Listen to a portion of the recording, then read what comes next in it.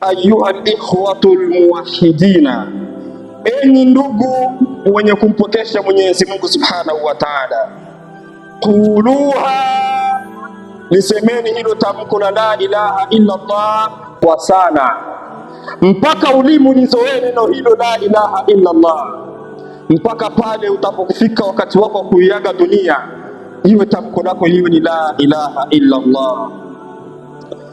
Yuthabbitu Allahu alladhina amanu bilqawli thabit, Mwenyezi Mungu Subhanahu wa Ta'ala huwathibitisha wale waliomwamini Allah Subhanahu wa Ta'ala kwa tamko hilo la la ilaha illa Allah katika maisha ya dunia wa fil akhirah, na akhira vile vile Mwenyezi Mungu huwapa ilhamu ya kulitamka hilo neno la la ilaha illa Allah.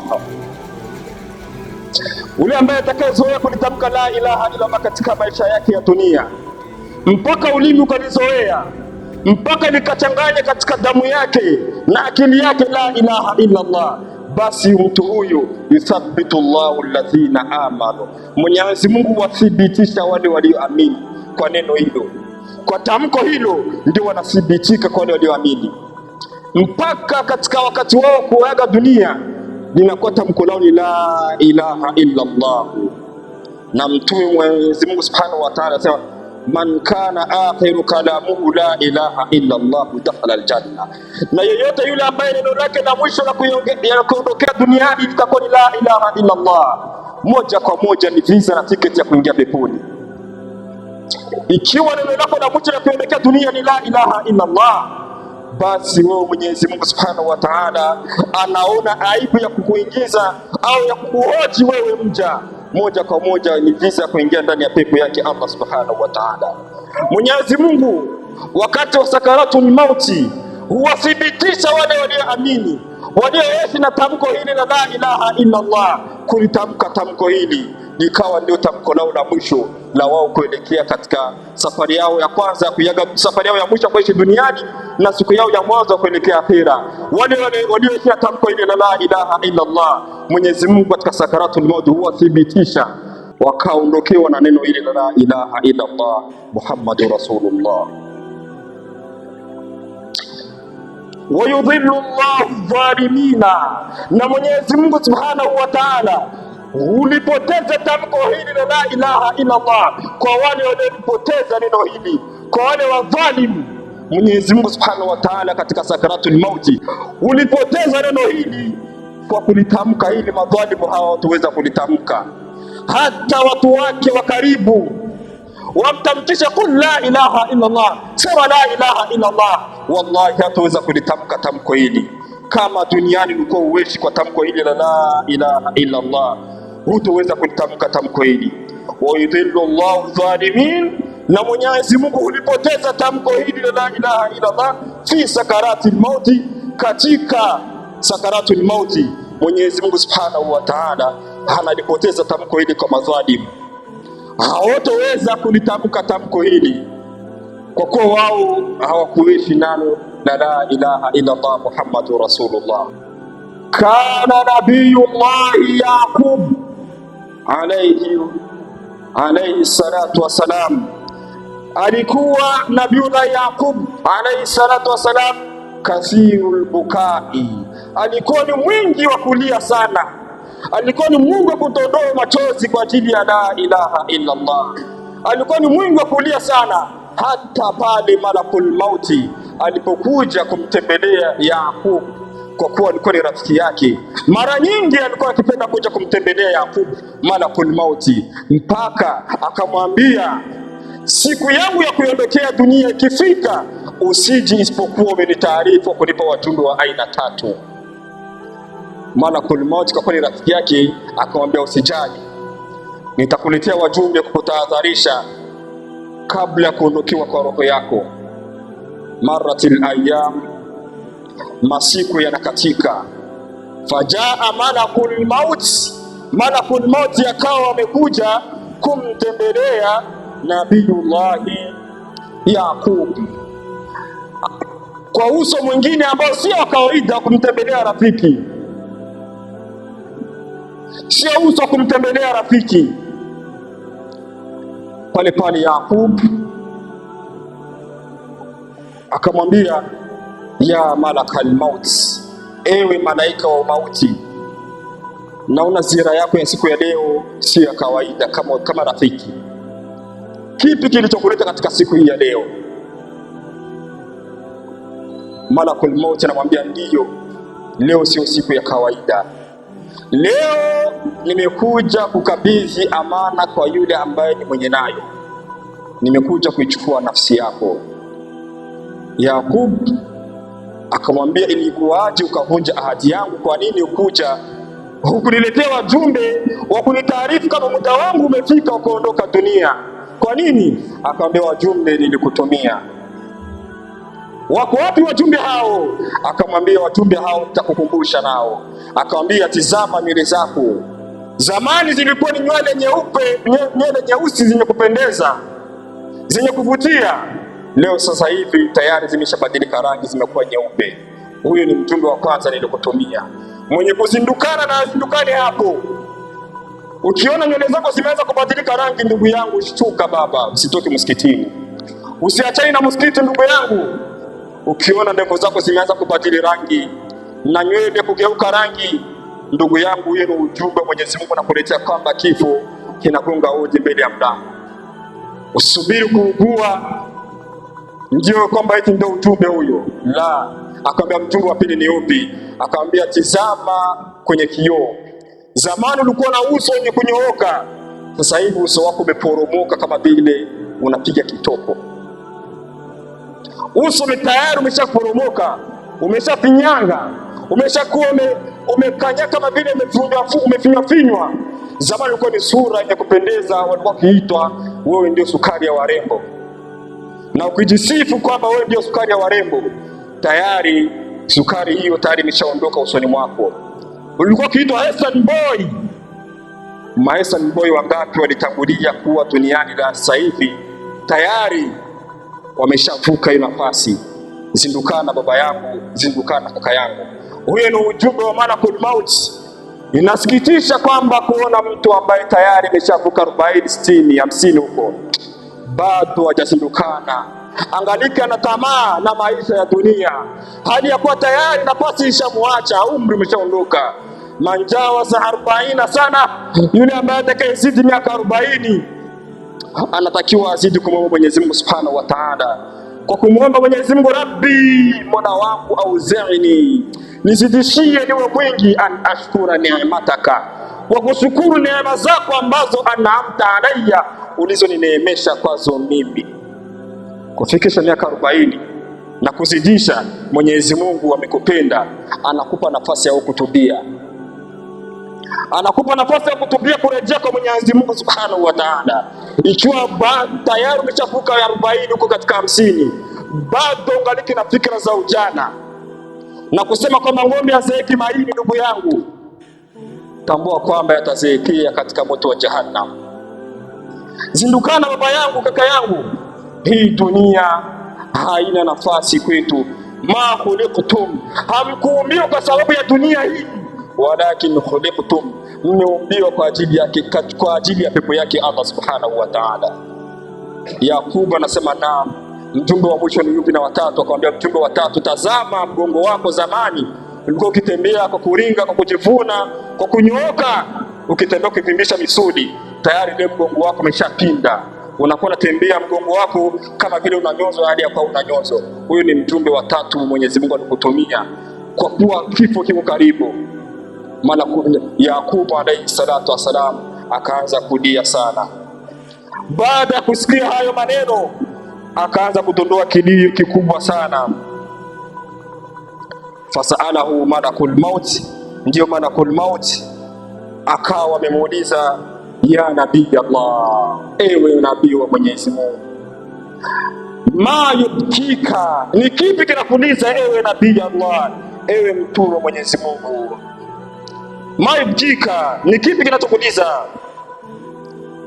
Atabeki karaia tadika, je, unalia kwa wewe kutukia kukutana na Mwenyezi Mungu? Au khaufa min al-maut, au kinachokuliza wewe ni kwa ajili ya kuogopa kifo?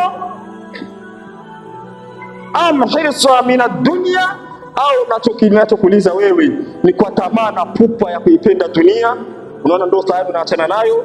Sikiliza majibu ya Nabii Allah Yaqub alayhi salatu wassalam: la abki khawfa min al-maut, wallahi malakul mauti, mimi sili kwa hofu ya kuogopa kifo, wala khawfan min an-nari, wala sili kwa ajili ya kuogopa moto wa Mwenyezi Mungu Subhanahu wa Ta'ala.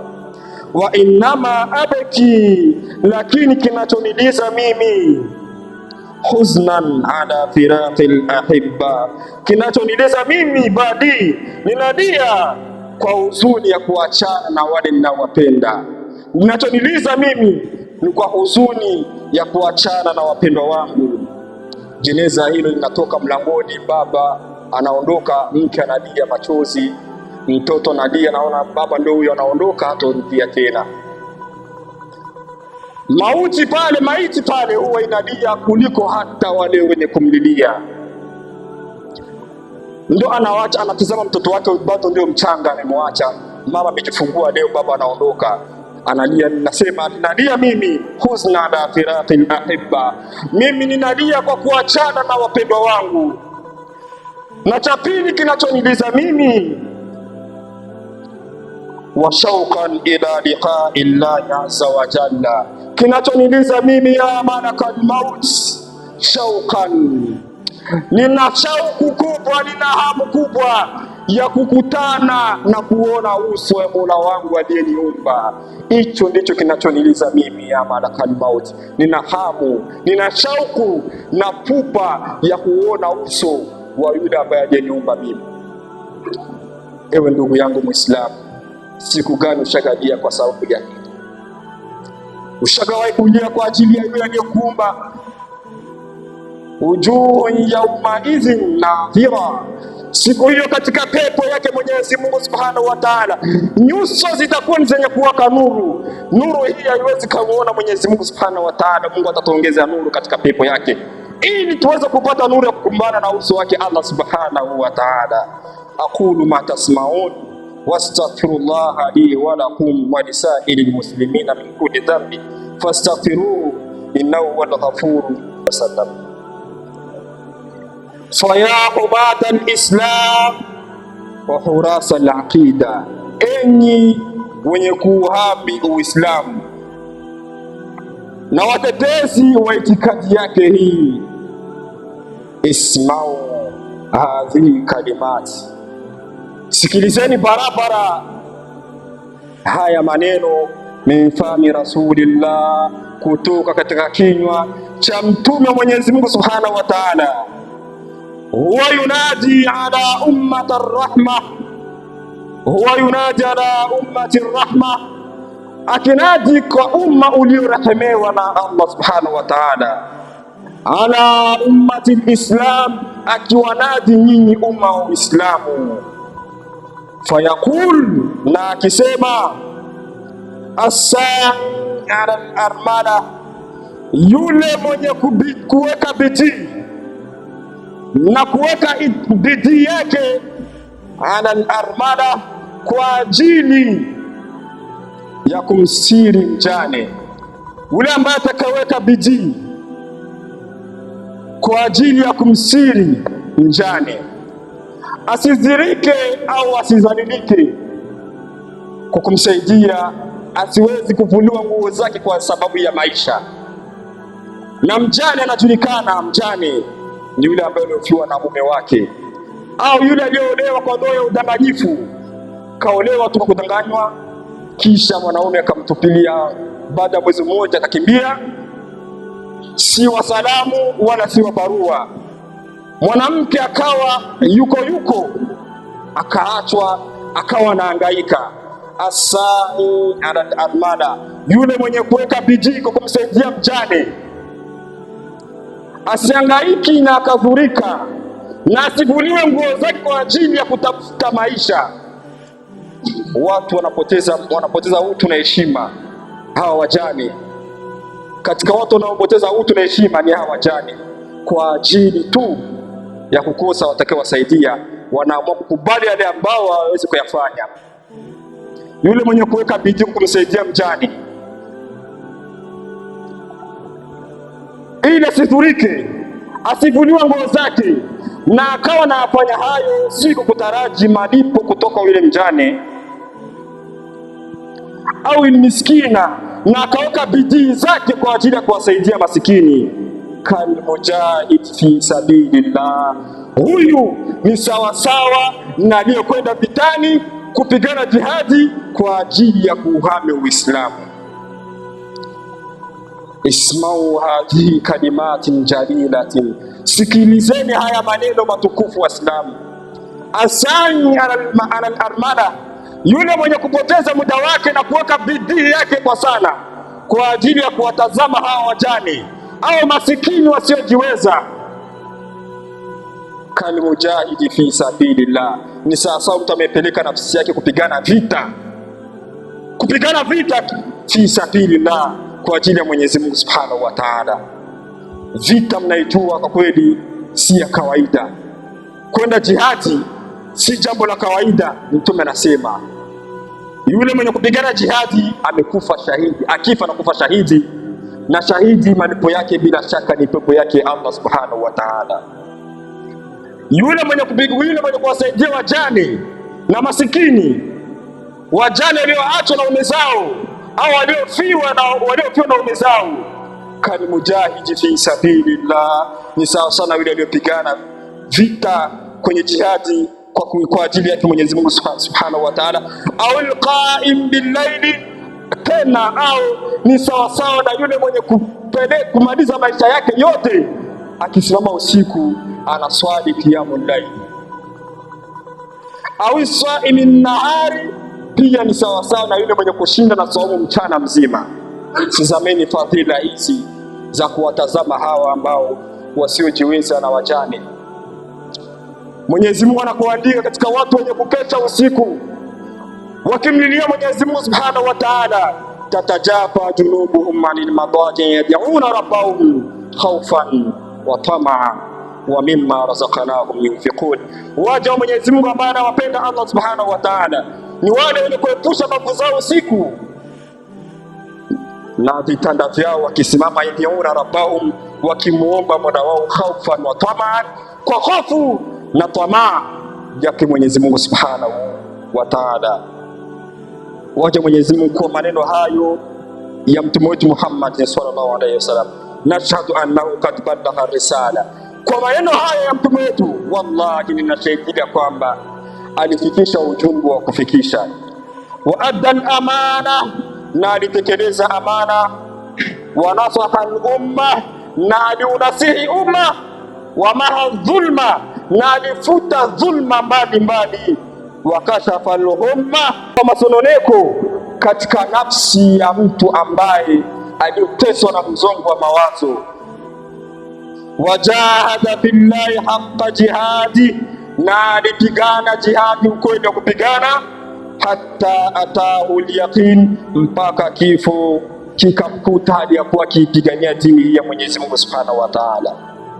Basi sisi hatutoweza kufanya lolote lile kwa kuweza kumlipa mtume wetu Muhammad sallallahu alaihi wasallam kwa wema huyo aliyotufanyia, kutufikishia ukweli, kutufikishia,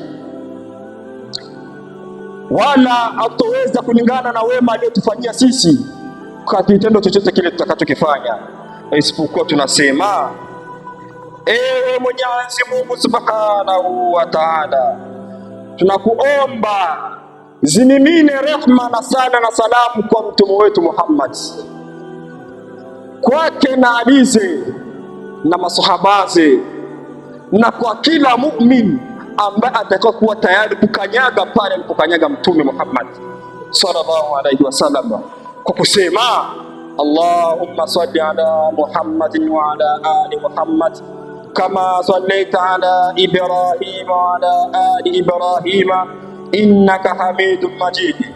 Allahumma barik ala Muhammad wa ala ali Muhammad kama barakta ala Ibrahim wa ala ali Ibrahim fil alamin innaka Hamidun Majid. Allahumma a'izz al-islam wal muslimin wa adhill ash-shirka wal mushrikin ودمر أعداءك وأعداء الإسلام. اللهم أعز الإسلام والمسلمين. اللهم ارزقنا الحلال وبارك لنا فيه. اللهم باعد بيننا وبين الحرام كما باعدت بين المشرق والمغرب برحمتك يا أرحم الراحمين. أقم الصلاة إن الصلاة تنهى عن الفحشاء والمنكر ولذكر الله أكبر والله يعلم ما تصنعون. أقم الصلاة.